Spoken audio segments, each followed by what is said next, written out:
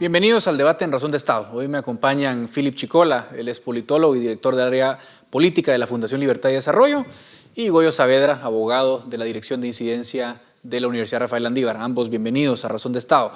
¿De qué vamos a hablar hoy? Bueno, no hay otro tema más que la juramentación express del juez Maynor Motto como magistrado de la Corte de Constitucionalidad. Una juramentación cuestionable y un magistrado cuestionable porque tiene varios antejuicios en su contra. Y digo que la juramentación fue cuestionable porque ayer vivimos un episodio muy interesante en el que hay un amparo que aparece de la nada por la tarde, que fija un plazo muy corto al Colegio de Abogados para que remita los resultados al Congreso, y el Congreso pues estaba como por arte de magia, postergando el inicio de la sesión para que coincidiera con la llegada de esos resultados. Así que empiezo contigo, Goyo, para que nos expliques un poco cómo ocurre esta juramentación y cuáles son el montón de irregularidades legales que hemos visto ayer en el Congreso. Goyo. Pues definitivamente, primero hay que decir que, como lo mencionabas, este amparo surge de una forma express, ¿verdad? Hay que decir que esa resolución que sale de la sala primera de la Corte de Apelaciones de lo Civil y Mercantil es una resolución que, con el simple texto que vemos, nos dice de una forma y en un lenguaje muy vago algo que es una intención escondida. En ningún momento dicen juramento para la juramentación o el darle el cargo de posesión al juez Motto. Lo que dice es para los efectos que corresponda, ¿verdad? Y esto es una forma también de ver que aquí hay una coordinación muy entretejida de los distintos poderes. Para el otorgamiento de un amparo que casualmente da un periodo muy corto y que pone en jaque a la Junta Directiva del Colegio de Abogados entre cumplirlo o seguir un procedimiento según la ley que podría ser impugnarlo. En mi parecer, no solo hay de una forma tendenciosa y completamente malintencionada, yo diría que incluso sujeta a investigaciones, la forma en que salió esa resolución de amparo provisional, sino a mí también me parece una actitud muy tibia lo que ocurre con la Junta Directiva, que en mi parecer tenía todavía la posibilidad de agotar medios de impugnación. Es decir, recibe una orden judicial por una resolución que está claramente indicando o buscando violar la ley, porque la ley de amparo, y aquí en este mismo programa, la fiscal general de Consuelo Porras del Ministerio Público fue muy clara y contundente en decir que había una vulneración de ley y que ella iba a seguir todos los procedimientos administrativos de impugnación al respecto. De hecho, lo siguen haciendo a través de la FESI, previo a que se pudiera dar posesión de este cargo al juez Motto, pues haya una agotación de las instancias correspondientes. Eso no ha terminado, eso no concluyó. Y entonces la Junta Directiva, en mi parecer, tenía que haber impugnado, es decir, apelado a ese amparo provisional y esperado a ver qué resolvía la Corte antes de dar cumplimiento de esa certificación.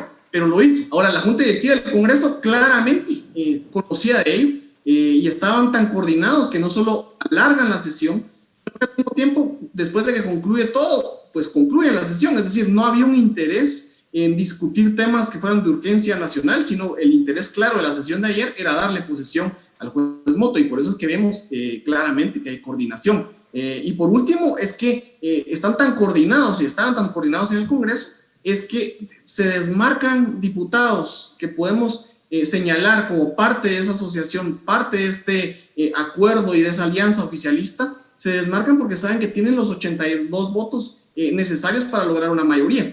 Y con todo ello, vemos que no solo hay una coordinación, sino claramente el texto de la ley de amparo que nos dice que mientras no haya concluido los procesos de impugnación, no puede asumir designado, ya sea en el caso del Colegio de Abogados, que en nuestro caso, o el Consejo Superior Universitario. Y entonces lo que tenemos es un nuevo intento de este grupo político de la alianza oficialista apoyando la magistratura del juez Motto, una persona que tiene 3 antejuicios y no cumple los requisitos de idoneidad para el ejercicio de la magistratura, buscando acelerar una juramentación claramente ilegal y una toma de posesión que pues estamos a la expectativa de cómo se concreta eso. Claro, Goyo dice algo, nos explica muy bien lo legal, Philip, pero hay que hacer la lectura política también, aunque Goyo ya la adelantó en buena parte. Una de las cosas interesantes, Philip, es que, bueno, les decía yo, no hay coincidencias. Aquí parece todo un reloj suizo. O sea, la resolución se cocina en la tarde, le dan al colegio 4 horas para que mande los resultados al Congreso y la resolución llega justo cuando el Pleno va a iniciar la sesión. Además, Philip, limitan el uso de la palabra. Hay una moción en la que dicen limitamos el uso de la palabra a 5 minutos para que apuraran un poco la decisión. Entonces, Philip, parece que lo de ayer no fue una coincidencia. Aquí hay algo más que no estamos viendo. Sí, aquí es evidente que hubo una operación mafiosa para obtener de una sala de apelaciones muy cuestionable, por cierto, y que le ha generado favores a la mafia política de este país, pues un amparo provisional y tener, digamos, todos los eslabones de la cadena plenamente alineados para que la Junta Directiva, como ya lo decía Goyo, no presentara ningún medio de impugnación, certificara los resultados al Congreso, cumpliendo la resolución del amparo, y la Junta Directiva del Congreso, pues que ya tenía, digamos, todo planificado de esperar a que le certificaran, proceder entonces a cambiar el orden del día y juramentar a Motto, quien literalmente estaba fuera del Congreso, a una llamada esperándolo para entrar a la juramentación. Creo que el primer punto que hay que tener en consideración es la sala de apelaciones, porque ya esta sala de apelaciones no es la primera vez que resuelve este tipo de, o que resuelve, digamos, de forma cuestionable. ¿Quiénes son sus integrantes? Pues la magistrada presidenta de la sala de apelaciones es la magistrada Elvia Velázquez, que ella durante muchos años laboró en el Congreso de la República con Woody Rivera, por ejemplo, quien se encuentra purgando condena por los delitos de cohecho y tráfico de influencias. Otro magistrado también muy cuestionado que firmó la resolución fue Wilber Castellanos, que es un magistrado contra quien se presentó un antejuicio hace unos 4 o 5 meses por supuestamente haber tenido comunicación con Gustavo Alejos en el marco del caso Comisiones Paralelas. Y el último magistrado, que era un suplente, César Najarro, él fue uno de los magistrados que hace menos de un mes, en una resolución que no tiene ni pies ni cabeza legal, benefició al exdiputado Armando Escrivá, señalado de graves delitos de corrupción, anulándole su proceso. Esta misma sala de apelaciones fue una sala de apelaciones que en reiteradas ocasiones intentó favorecer a Sandra Torres en su esfuerzo por mantener control de la UNE, suspendiendo las asambleas del partido. Es decir, aquí son los sospechosos de siempre, como diría la película, quienes se prestaron precisamente para otorgar un amparo, y ya se notaba que toda la operación política del Congreso y de la Junta Directiva del Colegio de Abogados ya estaba alineada para que en un periodo de 4 o 5 horas juramentaran a Motto y que no hubiera ni un segundo para que se abriera un espacio de impugnación que lograra bloquear esa juramentación. Se notaba que a estos actores les urgía que Motto llegara a la CC. Yo creo que sería interesante hablar por qué. Sobre eso quiero ir de inmediato, pero Goyo, hay otro tema ahí que queda muy claro en el panorama, y es que tú lo explicabas en tu exposición. Esa resolución, por muy cuestionable que sea, no decía juramenten a Motto, decías tú, decía de hecho, Colegio de Abogados mande los resultados de la elección. Obviamente sabemos que ganó Maynor Motto, pero no se habían enviado los resultados porque hay 6 recursos presentados en el Colegio de Abogados que están todavía pendientes de resolver, y como tú indicabas, la ley es clara en cuanto a que mientras no se resuelvan esos temas no se puede declarar al ganador o no se puede tomar posesión del cargo. Ahora, la Junta Directiva recibe esa resolución, la lee en el Pleno y les dio igual. Es decir, lo que les manda el Colegio de Abogados les dice, miren, aquí están los resultados, pero hay un montón de apelaciones pendientes. No hay incluso responsabilidades legales, Goyo, de un Pleno y de una Junta Directiva que proceden incluso en contra de la ley de forma tan descarada y tan abierta como lo que vimos anoche. Y claramente eso es. Lo que pasa es que la resolución de amparo no iba a decir juramenten a Motto. Lo que dice es en cumplimiento del artículo 15 del reglamento. Del reglamento tal, sí. Y lo que corresponda conforme a la ley. Y lo que pasa es que el amparo es frente a la decisión de la Junta Directiva de no trasladar el expediente porque hay impugnaciones pendientes. Entonces, si la resolución del colegio antes de este amparo era por seguir y cumplir la ley, si tú recibes un amparo provisional, no puedes dar cumplimiento si ya conocías y dentro de tu pleno ya habías determinado que no podías actuar de esa forma porque violaría la ley. Entonces, a mí me parece completamente incongruente y, por decirlo en un calificativo, digamos, favorable, me parece muy tibia la actitud de la Junta Directiva, que primero traslada la certificación y después apela.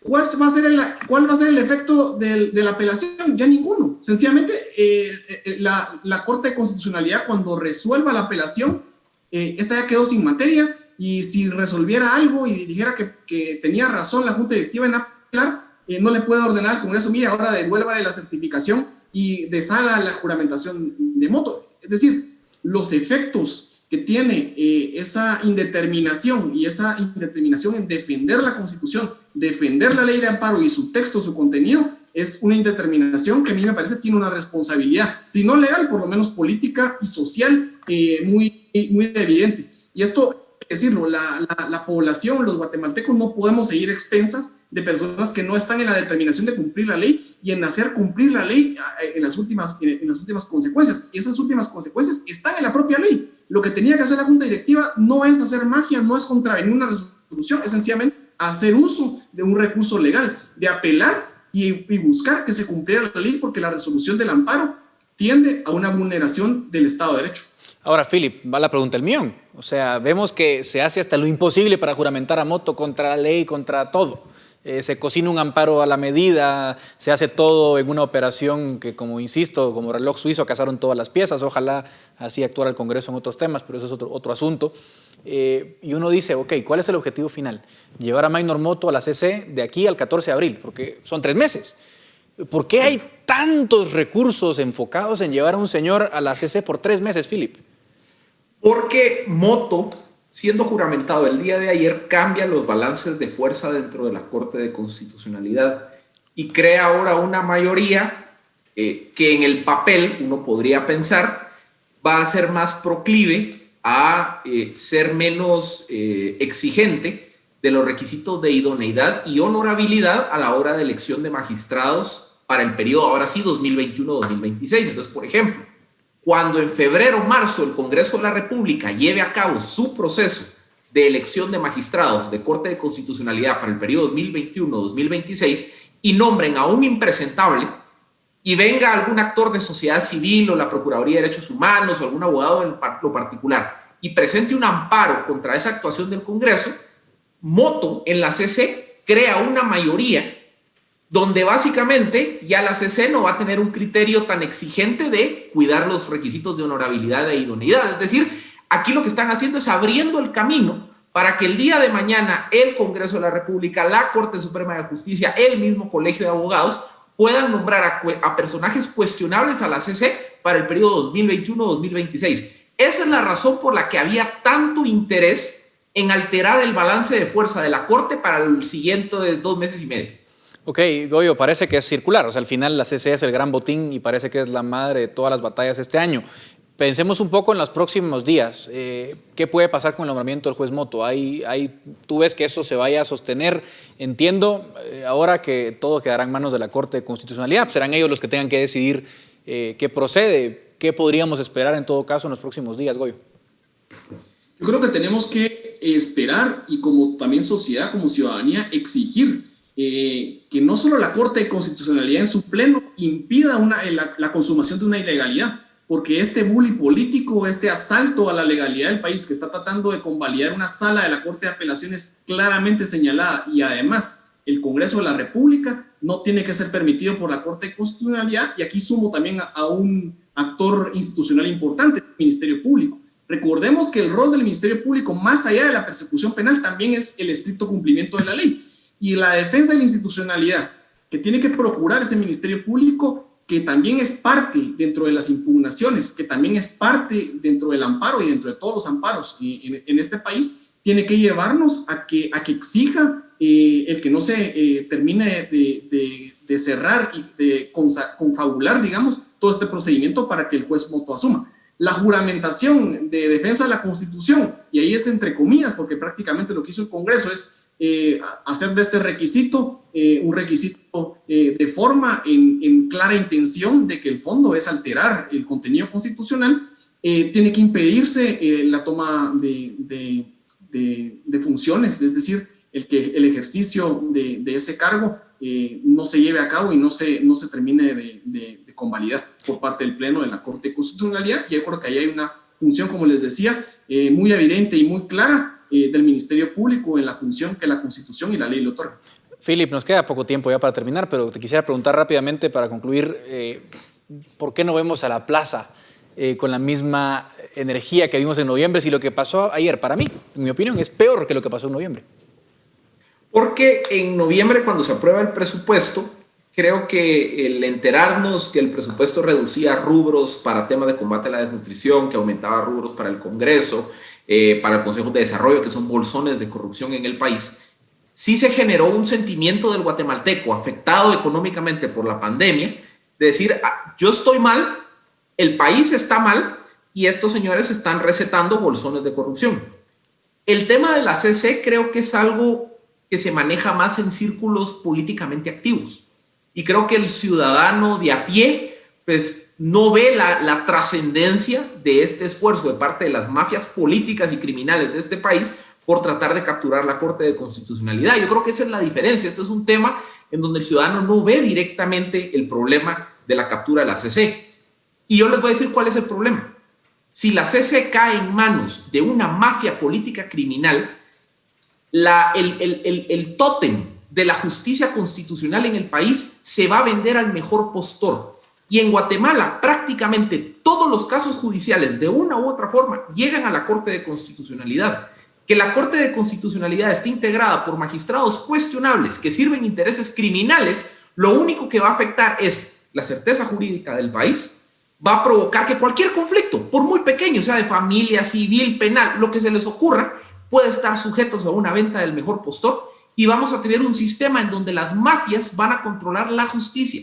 ¿Cómo voy a poder perseguir mafias criminales si los órganos que los deben de perseguir, que la justicia, están en manos de ellos? Eso es lo que tenemos que entender de por qué es crítico estos 2 meses y medio de cara a la nueva elección de Corte de Constitucionalidad. Muchísimas gracias, Goyo y Philip, por esta interesante conversación. Ojalá que la ciudadanía despierte, porque lo que pasó en el Congreso es grave. Y hubo 82, lo voy a decir así, depurables, que cometieron una ilegalidad absurda, y eso no puede quedar así. La ciudadanía tiene que despertar. Gracias, Goyo y Philip, y también gracias a la audiencia. Esto es Razón de Estado.